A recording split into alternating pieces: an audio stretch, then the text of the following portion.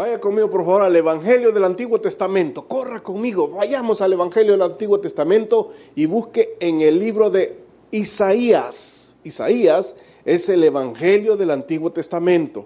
Vaya conmigo, por favor, a la palabra del Señor. Recuerde que el miércoles pasado estuvimos hablando de la venida de Jesús con referencia a los judíos. Se recuerda, ¿verdad? Ya hablamos con referencia a la iglesia, con referencia a los inconversos, con referencia a los judíos, pero allí hay un proceso bien importante que se debe de dar. Isaías, en el capítulo 28, vaya por favor al capítulo 28, Isaías 28 y el verso número 15. Amén. ¿Lo tiene? Isaías, capítulo 28, verso 15. Estamos hablando de los acontecimientos del fin, de los últimos tiempos. Dice así el Señor en su palabra: por cuanto habéis dicho, pacto tenemos hecho con la muerte, e hicimos convenio con el Seol. Cuando pase el turbión del azote, no llegará a nosotros, porque hemos puesto nuestro refugio en la mentira, y en la falsedad nos esconderemos.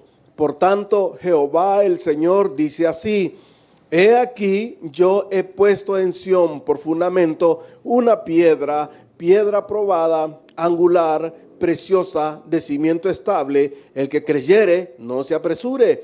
Y ajustaré el juicio a cordel, y a nivel la justicia, y granizo barrerá el refugio de la mentira, y aguas arrollarán el escondrijo. Y será anulado vuestro pacto con la muerte, y vuestro convenio con el Seol no será firme. Cuando pase el turbión del azote, seréis de él pisoteados. Luego que comience a pasar, él os arrebatará, porque de mañana en mañana pasará, de día y de noche, y será ciertamente espanto el entenderlo oído. La cama será corta para poder estirarse, y la manta estrecha para poder envolverse. Porque Jehová se levantará como en el monte Perazín, como en el valle de Gabaón, se enojará para hacer su obra, su extraña obra, y para hacer su operación, su extraña operación. Señor, gracias te damos, Padre Santo, por tu palabra. Te pedimos, Señor, que nos hables al corazón en esta preciosa noche. Ayúdanos, Padre bendito, te lo suplicamos en el nombre de Jesús. Ayúdanos en estos tiempos que ahora estamos viviendo, tiempos de dificultad, tiempos difíciles, Señor, para cada uno de nosotros. Muchas veces persecución, Padre, en algunas partes de este mundo. Te pedimos por la iglesia que está siendo perseguida, por los misioneros en el mundo que llevan tu palabra en lugares donde el cristianismo se ve con ojos muy hostiles. Te pido, Señor, que tú puedas proteger a cada uno de esos misioneros, a cada uno de esos pastores que están entregando sus vidas diariamente para poder compartir el evangelio de tu salvación y anunciar las buenas nuevas de que Cristo viene. En el nombre de Jesús te pedimos por la paz de Jerusalén y por la seguridad en Israel y por tu pronto regreso. Te damos gracias, Señor. Amén. Algunos, como le digo, hay diversas teorías, ¿verdad? Son teorías de cuándo Cristo va a venir. Pero que Cristo viene, viene. Eso no está en discusión. Hay varias escuelas teológicas. Unos que dicen que Cristo viene, lo que nosotros creemos, y que da inicio a todo el evento profético, el rapto de la iglesia, cuando sea el arpazo, el rapto de la iglesia. Eso da inicio a todos los eventos proféticos. Otra escuela teológica dice que el rapto va a ser a la mitad de la tribulación, o sea, en la época de la gran tribulación. Ese es el otro concepto teológico. El otro es que Cristo vendrá por su iglesia casi al final de la tribulación. Son las tres escuelas teológicas que hay. Entre estas, la más nueva, la más popular, porque tengo que decirlo, la más popular, la que la gente cree, es que la iglesia va a ser arrebatada antes de la tribulación. Nosotros somos pretribulacionistas, porque creemos que la iglesia va a ser arrebatada antes de la tribulación, y el rapto de la iglesia es el que va a dar origen a todos los eventos proféticos, va a desencadenar todos los eventos proféticos que la palabra del Señor nos enseña. Y entonces, pastor, ¿por qué algunos opinan de que la iglesia va a ser arrebatada a la mitad o al final de la tribulación? Basados en Mateo 24, que ya lo leímos la vez pasada, donde habla de que en los posteriores tiempos se dará esto, y en Tesalonicenses, que parece que lo leímos, si no ya lo vamos a volver a leer, donde dice que no vendrá sin que antes venga el hombre inicuo, el hombre de perdición, ¿verdad? Y aquí Isaías nos dice algo parecido, donde dice aquí: y luego que comenzaren a pasar, Él os arrebatará. Y luego que comience a pasar, Él os arrebatará. Porque de mañana en mañana pasará el día y la noche, y ciertamente será espanto el oír lo entendido. Y en el verso anterior dice: y será anulado vuestro pacto con la muerte, y vuestro convenio con el Seol no será firme. Cuando pase el turbión del azote, seréis de él pisoteados. ¿Por qué dice esto? Porque Israel va a hacer un pacto con el falso profeta. Israel lo va a hacer. Como nación, lo hará. Porque Israel no cree que Jesús ya vino. Ellos están esperando al Mesías. Todavía lo esperan. Y Apocalipsis lo dice: bendito aquel, hasta que digan, bendito el que viene en el nombre de Jehová. Y dice Apocalipsis 1:7, y todo ojo le verá. Y todas las tribus harán lamentación. ¿Por qué? Porque viene el día del Dios Todopoderoso, viene a poner el juicio de las naciones. Este no es el juicio del trono blanco, es el juicio de las naciones. Ya todo se está preparando. Hay un lugar que se llama Megido, que en hebreo es Armagedón. Es el lugar donde se va a llevar a cabo el pleito de las naciones. No, ahí está bien. Donde se va a llevar la batalla de las naciones, en esa explanada, una gran planada que hay ahí, en el valle de Jezreel. Ahí va a ser el acontecimiento más grande, en el cual las naciones se van a dar cita para tratar de destruir al eterno Dios Todopoderoso. Y el Señor lo dice en el Salmo 2, y el que está sentado en los cielos se ríe. Porque las naciones se han unido, se han confabulado para quitarse ese yugo opresor. Y eso va a ocurrir, hermano. No crea usted que porque la tecnología ha avanzado a pasos tan agigantados. Si hace poco se empezó a volar los hermanos Wright con su avión de 2 alas, que el primer vuelo de 300 metros, el gran vuelo, ¿verdad? Y después de eso, la Primera Guerra Mundial, la Segunda Guerra Mundial, todavía con aviones de pistón. Y después de la Segunda Guerra Mundial, hermano, un salto tecnológico abrumador. Porque la computadora que utilizaron para ir a la Luna, en el Apolo 14, si no me equivoco, tiene la misma capacidad que lo que tiene una calculadora sencilla de la que usted compra, de esas calculadoras chinas.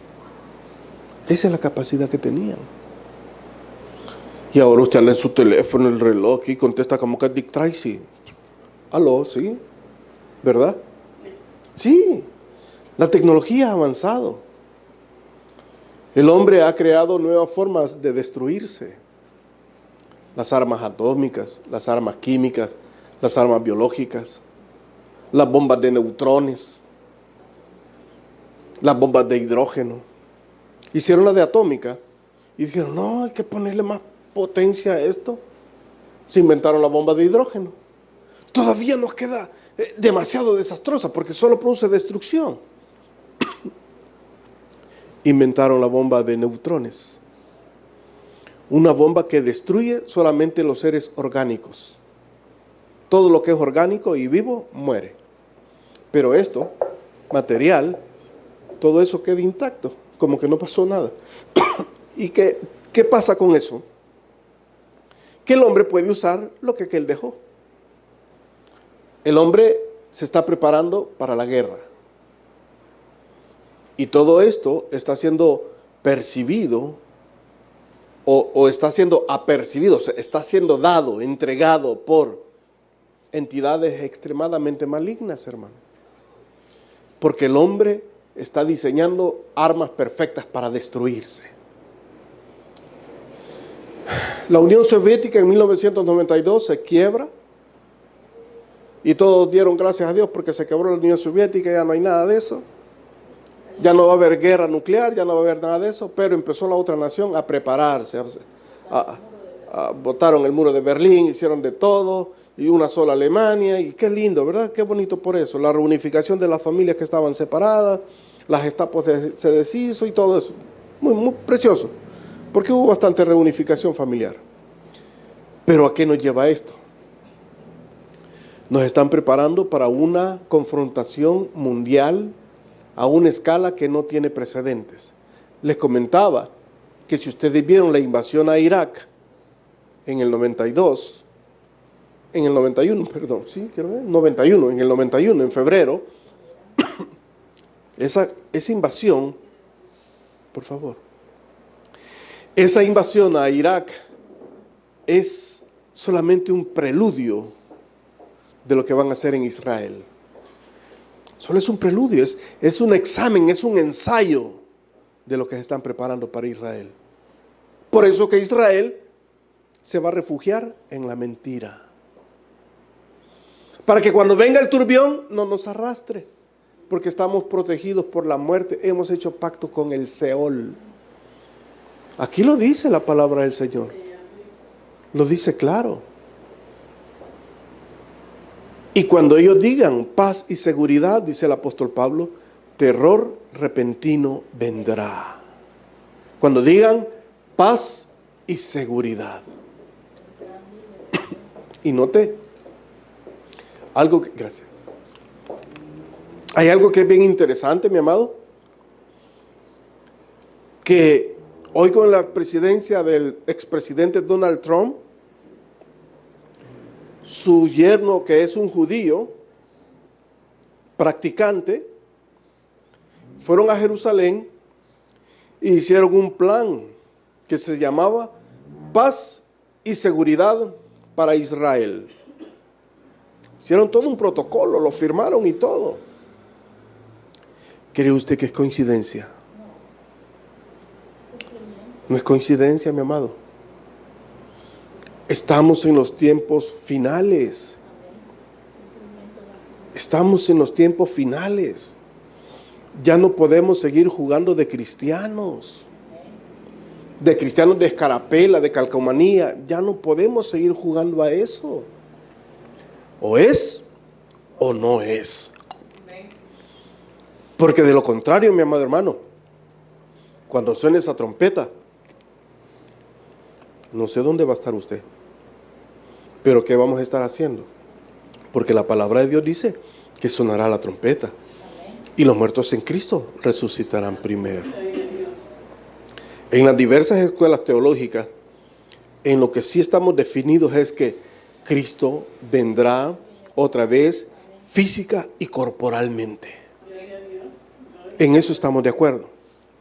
En lo que no estamos de acuerdo es en el tiempo. ¿Cuándo será? Y es bueno que sepamos, porque la Biblia no hay de interpretación privada. No podemos decir que esto es dogmáticamente así es y tenés que... No se puede. Eso lo vamos a ver cuando ya suene la trompeta. Para que todas estas cosas empiecen a suceder, tiene que ocurrir algo en la parte de Israel. ¿Qué tiene que pasar? Se tiene que volver a empezar a hacer los sacrificios que se hacían en el Antiguo Testamento. No, los sacrificios que hacían los sacerdotes en el templo de Jerusalén, porque ese templo va a ser otra vez reconstruido en el templo. Los sacrificios no los podía hacer en otra parte, hermano. Era un lugar, y ese era el monte de Sión, en el templo de Jerusalén. Solamente ahí se ofrecían los sacrificios. Los otros hicieron su templo, los samaritanos hicieron su templo allá en Siquem, que no sirvió de nada. Porque el Señor Jesús le dijo, días vendrán cuando en este monte no se adorará ni en Jerusalén, porque Dios busca adoradores en espíritu y en verdad. Y tales adoradores es necesario que le adoren, usted y yo. Entonces nos encontramos en el tiempo final de la historia. ¿Cuándo va a ocurrir el rapto de la iglesia? ¿O cuándo Cristo va a venir? No podemos decir dentro de 3 años, dentro de 2 años, dentro de 1 año, dentro de 10. No podemos, hermano. Nadie lo sabe. El Señor Jesús le dijo a los discípulos, ni los ángeles del Señor que están delante de Él lo saben. Solamente mi Padre, en su sola potestad, sabe el día y la hora en que vendrá. Amén. Y Jesús lo dijo, que Él iba a venir como ladrón en la noche. De repente, el ladrón no le dijo, mira, te alistás porque te voy a sacar la cartera. ¿Verdad que no nos dice así? No nos dice así. Cuando usted siente, le hicieron el 2 de basto. Cuando usted viene a decir, mamá, ya le quitaron los documentos y todo. Así es. Usted se sorprende cuando las cosas ya pasaron. Entonces nos damos cuenta de esa cosa que es importante. Israel ya nació como nación y estado. Lo vimos la vez pasada, ¿verdad? Que ha nacido como nación y estado de una sola vez. Vaya conmigo, por favor, a Segunda de Tesalonicenses, en el capítulo 2. Vamos a leer desde el 1, para no tener pretexto y no salirnos del contexto. Mira lo que dice el Señor, hablando de la manifestación del hombre del pecado. Dice así Dios, pero con respecto a la venida de nuestro Señor Jesucristo y de nuestra reunión con Él, os rogamos, hermanos, que no dejéis mover fácilmente de vuestro modo de pensar. Ni os conturbéis ni por espíritu, ni por palabra, ni por carta, como si fuera nuestra, en el sentido de que el día del Señor está cerca. Y aquí está la aclaración.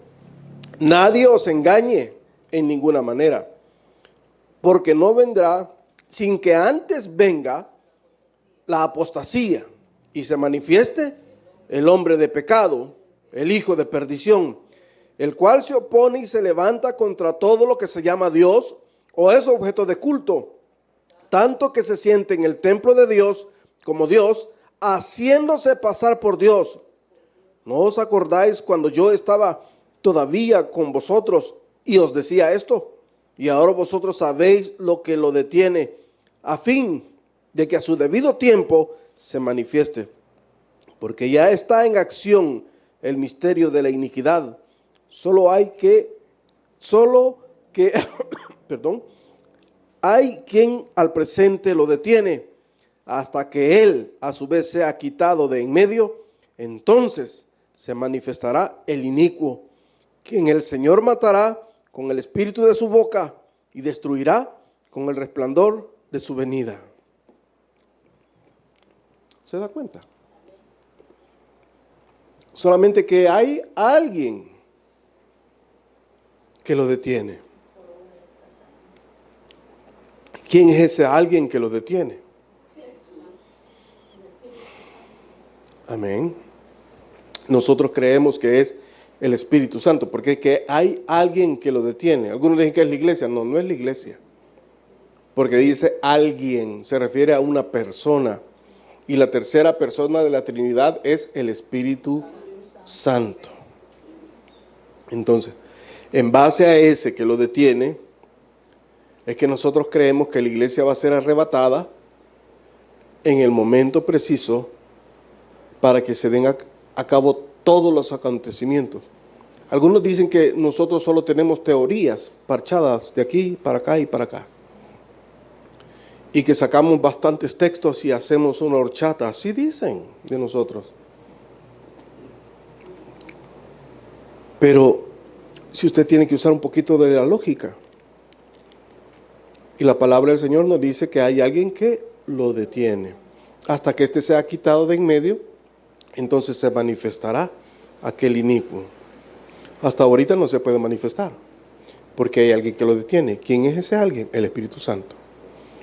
Efesios en el capítulo 4, si no me equivoco, dice que hemos sido sellados con la promesa del Espíritu Santo, que es la garantía de la adquisición adquirida. Nosotros, las arras, no las jarras, de que algunos se confunden, las arras, la promesa, la prima, el pago que Dios ha dado, Jesucristo dio por nosotros en la cruz del Calvario. Cuando nosotros fuimos comprados con la sangre de Cristo y usted aceptó a Jesús como su Señor y Salvador, inmediatamente después de eso fue sellado con el Espíritu Santo de la promesa. Ahora, los dones espirituales son otra cosa, hermano. Los dones espirituales son otra cosa. Y alabado sea el Señor, aquellos que tienen dones espirituales. Gloria a Cristo por ello. Porque los dones vienen después, conforme al crecimiento espiritual que usted va teniendo. A ese acercamiento que usted va teniendo con el Padre. Ahí es que se empiezan a manifestar ya los dones. ¿Ya? Y Dios los da a quien Él quiere. Pero claro que no se lo va a dar, porque hay personas que de veras dicen tener dones del Espíritu Santo y hablan en lenguas y hablan en todo, pero al final andan hablando también en mal de la vecina, en mal de todo. ¿Y entonces qué es eso? No es correcto. No es correcto. Y algunos que yo tengo el espíritu de profecía, pitoniza sos. Espíritu de profecía no tiene, pitoniza es. Y solo falta que le tire las cartas del tarot, ¿verdad? Para que le averigüe el futuro. Si es cierto. Si es cierto. Y dice el Señor que los hechiceros no entrarán en el reino de los cielos. ¿Por qué? Porque se han refugiado en la mentira. Entonces, debemos de tener mucho cuidado con eso. Entonces, en base a eso, es que nosotros creemos que Cristo va a venir por la iglesia antes de que empiece toda la tribulación, ¿verdad? Va a ocurrir eso. Entonces, nos damos cuenta de esa hermosa señal que Dios pone. Y aquí, siempre en Primera Tesalonicenses, en el capítulo 5, verso 3, mire lo que dice. Primera de Tesalonicenses 5:3. Que cuando digan paz y seguridad, entonces vendrá sobre ellos destrucción repentina, como los dolores a la mujer encinta. Y mire, y no escaparán. Y no escaparán. Nadie va a escapar. Para que eso ocurra, ya van a estar dándose ya los sacrificios en el templo de Jerusalén, en el tercer templo que se construirá, que será permitido por el anticristo, el falso profeta. Él va a permitir que Israel pueda construir su tercer templo y puedan los sumos sacerdotes ofrecer otra vez el sacrificio que ahorita está cortado. No lo pueden hacer porque no lo tienen. No pueden ofrecer becerros, no pueden ofrecer nada, hermano. Entonces, cuando suceda eso, que se construye el tercer templo, usted y yo ya no vamos a estar aquí. Ahora, si usted ve que están construyendo el tercer templo, prepárese para el rapto en medio de la gran tribulación, ¿verdad? Pues sí. Y si no, prepárese para el rapto al final de la tribulación. ¿Verdad que es difícil pensar así? Porque dice que las puertas del Hades no prevalecerán contra la iglesia. Y los huesos de Cristo, ninguno será roto. Y la iglesia es el cuerpo de Cristo. Entonces, deduciendo eso, por eso dicen que deducimos nosotros, pero deduciendo, sacándole la lógica, no podemos padecer eso. Esto, los que van a pasar en ese sufrimiento, en esa situación de dificultad, es el pueblo de Israel, porque no creyeron en Jesús. Y entonces van a esperar a aquel que viene con gran poder y gloria, el que es el que era y el que ha de venir. Así dice Juan, ¿verdad? El que es, el que era y el que ha de venir. Esa frase que usa Juan es un duro golpe en contra de Zeus, el dios pagano de los griegos y de los romanos. Para los romanos era Júpiter, para los griegos era Zeus. Pero así decían ellos: Zeus, el que es, el que era y el que siempre será. Juan el amado dice: y Jesús es el que era, el que es y el que vendrá. Un golpe directo, o sea que ahí Zeus no le llega ni al ojo del pie, hermano. No le llega. Entonces, vemos nosotros que todas esas cosas se van a estar dando. Vaya conmigo, por favor, a Daniel, en el capítulo 9.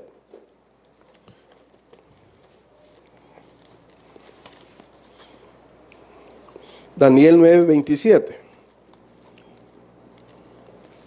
De los profetas mayores, recuerde.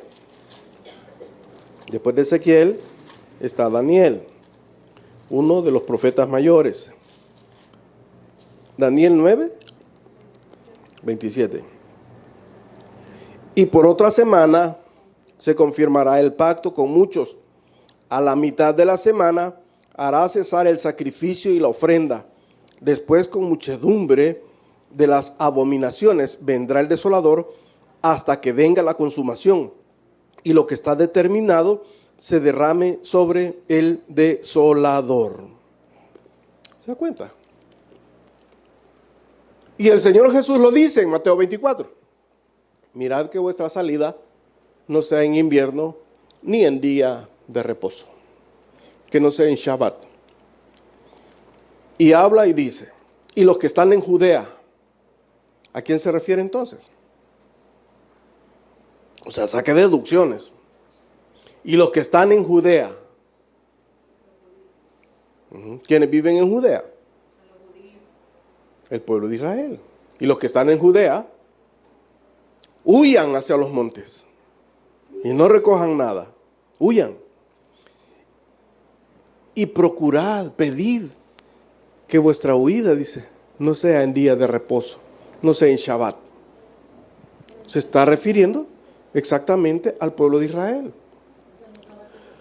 No, los sabáticos son sabáticos, pero no sabáticos en el momento, en el preciso sentido de la palabra de Shabbat, porque ellos guardan todos los sábados, no el Shabbat bíblico. El Shabbat bíblico a veces cae sábado, a veces cae jueves. A veces cae jueves y se llega hasta sábado, el gran Shabbat. Lo que sucedió cuando Cristo se entregó por nosotros en la cruz del Calvario, ocurrió un gran Shabbat, que fue del día jueves al día sábado, un gran Shabbat.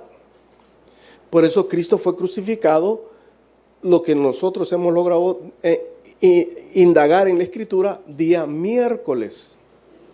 No el viernes, como nos han enseñado en la iglesia tradicional, porque del día viernes al primer día de la semana se dan las 72 horas.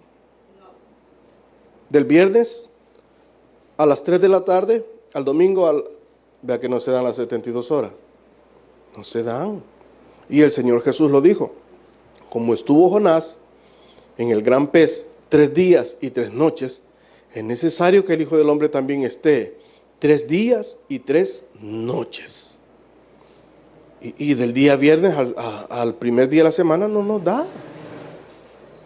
Porque el primer día de la semana empieza el sábado a las 5:30, 5:36. Ahí empieza el primer día de la semana. Entonces no nos da ese tiempo a nosotros. Entonces, algunos han dicho de que Jesús el día miércoles no hizo nada. Se tomó vacaciones. Y eso se lo enseñan en los colegios de teología. Pero usted tiene que indagar, tiene que buscar, tiene que ver lo que la palabra dice, no solamente dejarse llevar por lo que alguno dice, que se le ocurrió que eso dice así, sino veamos lo que la palabra de Dios nos enseña. Y la palabra de Dios dice eso, en ese día. Pero cuando habla en este caso del pueblo de Israel, está hablando exclusivamente para el pueblo de Israel. Por eso, los capítulos 24 y 25 de Mateo son exclusivos para el pueblo de Israel. Porque la iglesia ya no está, hermano. Le invito a que me busque la iglesia en el capítulo 7 de Apocalipsis. No la va a hallar. No la va a hallar. Si después que les dice, sube acá, le dice al apóstol Juan, después de ahí ya no se mencionan las 7 iglesias. Ya no se mencionan. Ya no hay mención de la iglesia. ¿Por qué? Porque le dijo, sube acá, aduciendo a un rapto. El rapto que está preparando nuestro Señor por su iglesia. Hay 2 cosechas, la cosecha de los gentiles y la cosecha del pueblo de Israel. Eso así va a ser. La palabra del Señor, eso es lo que nos indica. Claro, cuando habla aquí de Isaías, se está refiriendo específicamente para el pueblo de Israel, porque está hablando del sacrificio, y nosotros no sacrificamos sangre. No, ¿por qué? Porque Jesús se ofreció como un sacrificio una vez y para siempre, haciendo perfectos en su sangre a los santificados. Ya no hay necesidad de sacrificio de bueyes engordados, de un buey alazán, de unas palomitas. Ya no hay. No hay necesidad. Porque Jesús se ofreció por nosotros una vez y para siempre. Entonces, este sacrificio que van a volver a empezar los judíos, es en base a eso, porque el templo va a ser reedificado, va a ser nuevamente construido. Miremos lo que dice Daniel 11:31, me parece.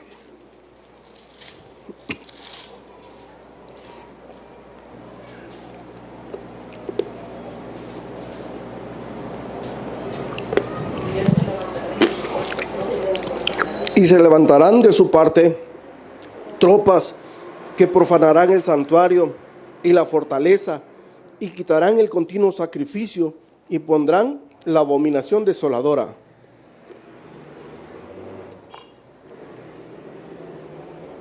Qué maravillosa es la palabra del Señor. Daniel lo vio a la distancia y estaba viendo 2 situaciones bien interesantes.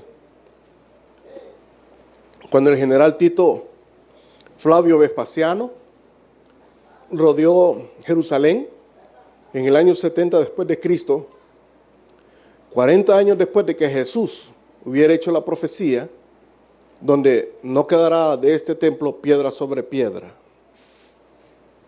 No quedará de este templo piedra sobre piedra.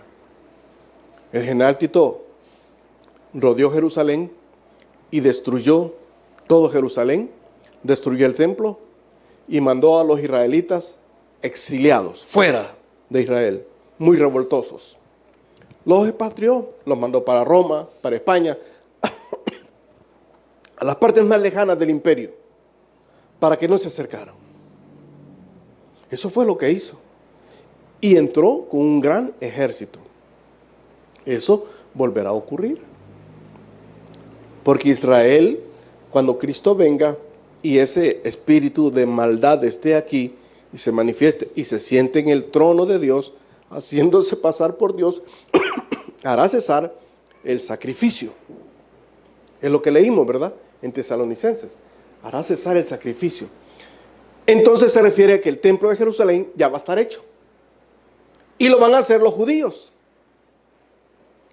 No para Jesús, no para Yeshua, no para el Mesías, para el anticristo.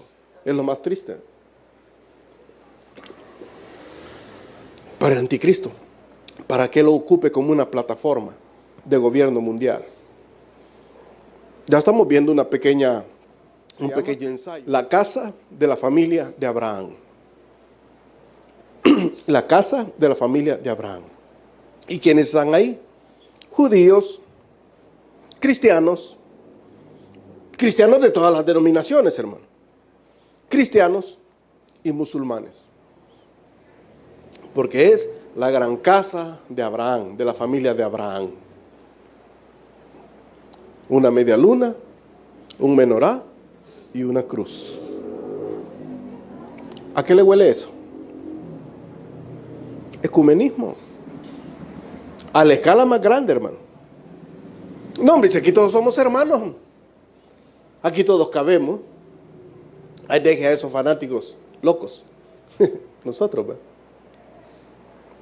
Que no creen en el amor. Amor y paz. No, hermano. Y cuando digan paz y seguridad, terror repentino vendrá. Porque Israel va a estar confiado del anticristo, porque dice, como dice Isaías, hemos hecho pacto con la muerte.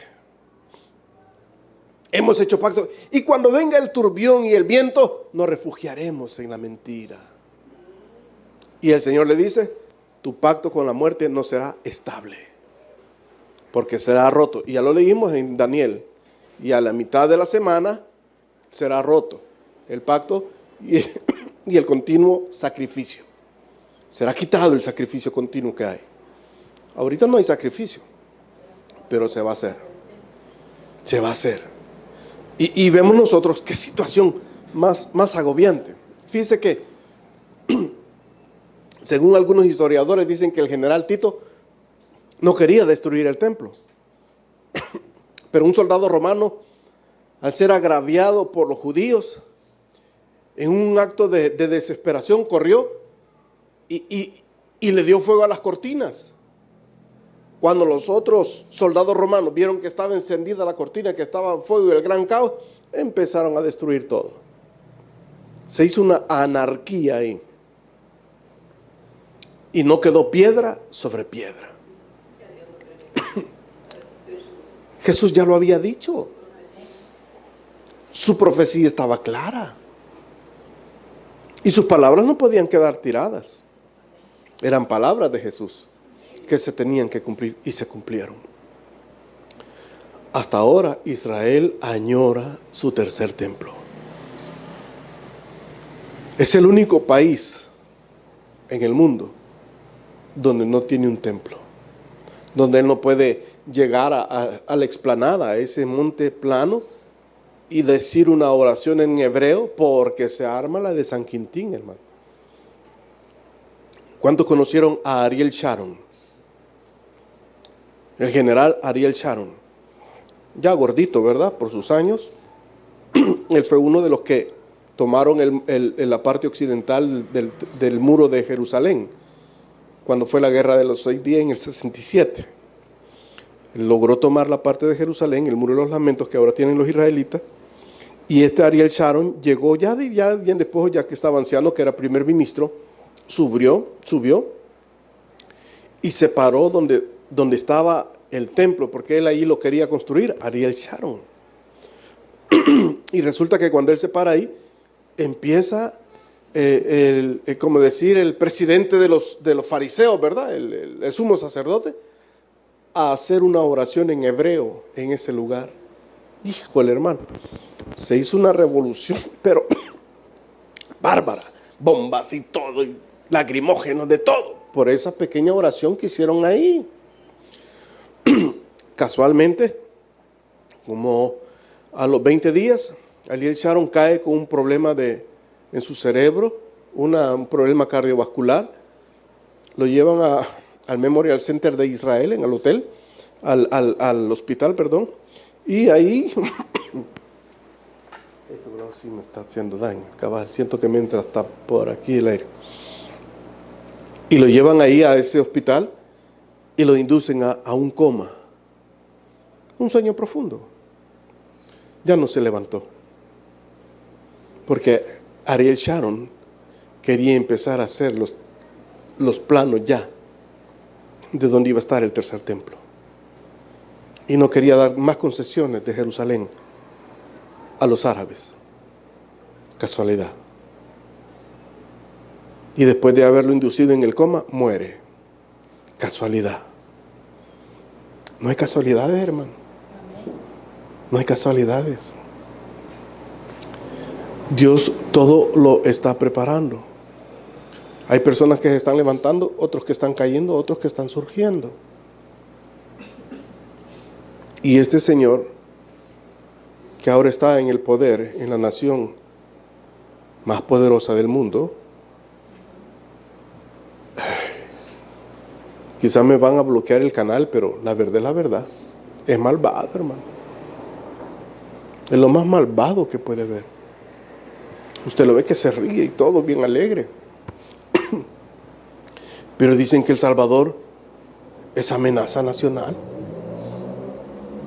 El Salvador es amenaza nacional. Con silbadores vamos a ir, va. Y varas de cohete. ¿Qué amenaza somos, hermano? No somos ninguna amenaza. Pero lo que hay en la mente, eso que hay ahí, se llama codicia. Y es característica de los ingleses, ¿verdad? Que me disculpen algunos ingleses, pero es característica de los europeos. Si no, mire cuántos saqueos nos hicieron a nosotros con tanto oro que llevaron de aquí los españoles. Y ahora están enjuiciando a un coronel y el otro que se murió, Elena Fuentes, que se acaba de morir por las cuestiones de la cuestión de los jesuitas. Y ahora los jesuitas no quieren que abran ya el caso. Son crímenes de lesa humanidad, no prescriben. ¿No sería bueno que también nosotros emplazáramos a toda esa nación por crímenes de lesa humanidad, por todo lo que hicieron en América Latina? ¿No cree que sí? Si no prescriben, pues. No prescriben, y entonces, ¿por qué no le damos? Pues? Y que nos devuelvan lo robado, porque ellos se robaron mucho. Que nos devuelvan todo el oro que nos quitaron. Nos dan un espejito. Mira cómo te ves en el espejito. Mira en el espejito. Dame esa. El cuño. Dame esa monedita de oro. Atahualpa, uno de los caciques en la parte de Sudamérica, fue llevado cautivo y pidieron la recompensa para dejarlo libre, españoles, por cierto, que llenaran una casa de oro. Cuando esa casa estuviera llena de oro, iban a regresar a Atahualpa. Imagínense. Le llenan la casa de oro y le regresan a Atahualpa, pero muerto.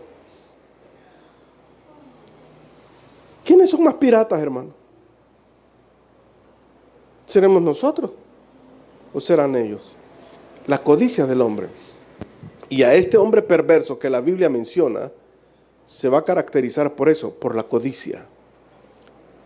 Porque él va a tener el poder militar, el poder político, el poder económico y el poder religioso en una sola persona. Él va a tener todo el poder. Y a eso estamos llegando. A eso estamos llegando, hermano. Mire, si ya todo se está preparando.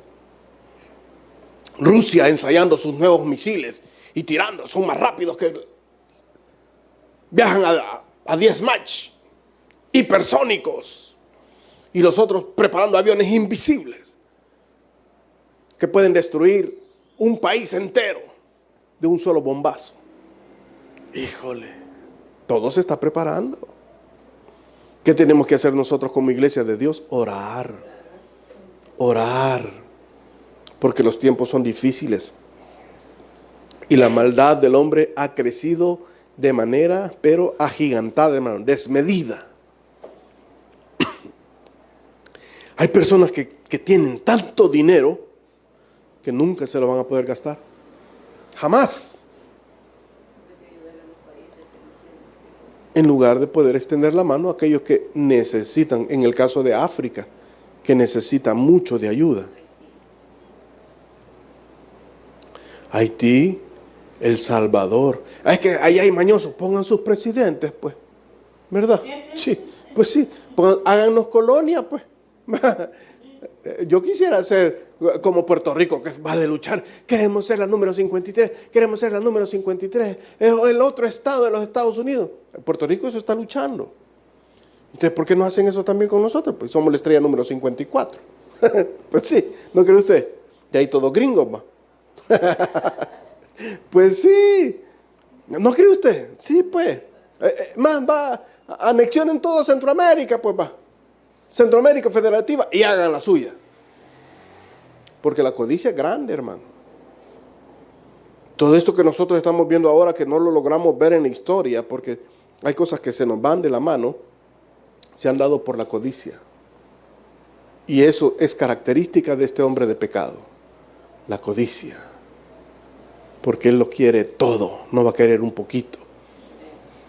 Esto que están haciendo ahorita es un ensayo para ver si nos pueden mantener encerraditos y usted no dice nada. Es un ensayo, hermano. ¿Cuáles poderes dice que tiene? Es un ensayo. ¿Qué tiene que tener? Político, militar, económico y religioso. Los 4 poderes. Son los que usted ve en la imagen que vio Nabucodonosor.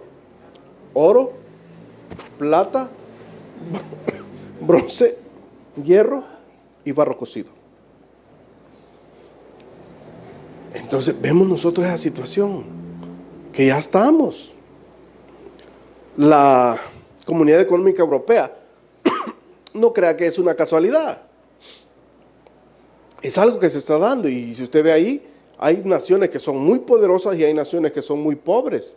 Porque hoy con la caída del muro del este, de la cortina de hierro, muchos países que pertenecían a la ex Unión Soviética se pasaron a la Comunidad Económica Europea y son países pobres. Pero ahí están, en la Comunidad Económica Europea. ¿Por qué? Porque ellos querían tener acceso a las riquezas que ahí habían. Y lo han conseguido, porque por la codicia. ¿Usted cree que si nosotros tuviéramos petróleo, diamantes, oro, no aquí estuvieran? Pero como apenas sacamos charamuscas, va. Pues sí, de mango, una mangoneada. Por eso no somos atractivos para eso. Pero tenemos una fuerza laboral, que eso sí les atrae. Mano de obra barata.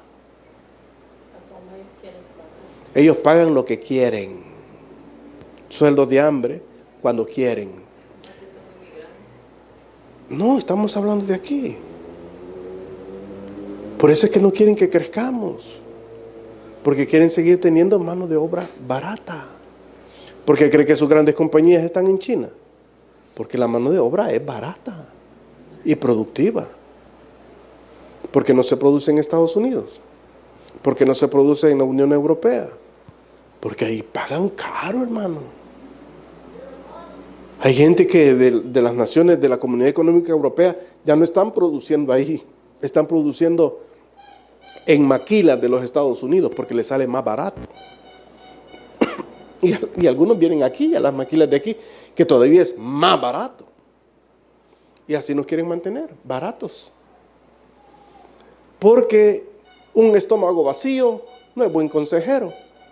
Un estómago vacío acepta cualquier cosa, ¿verdad? Y así nos quieren mantener. Y ese es el poder que va a tener este señor cuando él se siente a reinar y se haga pasar por Dios. Y cuando Israel diga paz y seguridad, porque nos hemos refugiado en la mentira, terror repentino vendrá. Ahí es cuando empieza la gran tribulación, que es lo que primero Dios vamos a ver la próxima semana, si el Señor así lo permite. Vamos a orar, hermano. El predicador ya terminó su mensaje. Recibe a Jesús como tu Señor y Salvador en este momento. Invócale de esta manera: Señor Jesús, yo te recibo hoy como mi único y suficiente Salvador personal. Creo que eres Dios, que moriste en la cruz por mis pecados y que resucitaste al tercer día. Me arrepiento, soy pecador, perdóname, Señor. Gracias doy al Padre por enviar al Hijo a morir en mi lugar. Gracias, Jesús, por salvar mi alma hoy. En Cristo Jesús, mi Salvador. Amén. Felicidades. Ahora has nacido de nuevo a la familia de Dios. La Biblia dice: mas a todos los que le recibieron, a los que creen en su nombre, les dio potestad de ser hechos hijos de Dios. Damos gracias a Dios por tu decisión de recibir a Cristo como tu Señor y Salvador. Queremos que crezcas en el conocimiento de las Escrituras.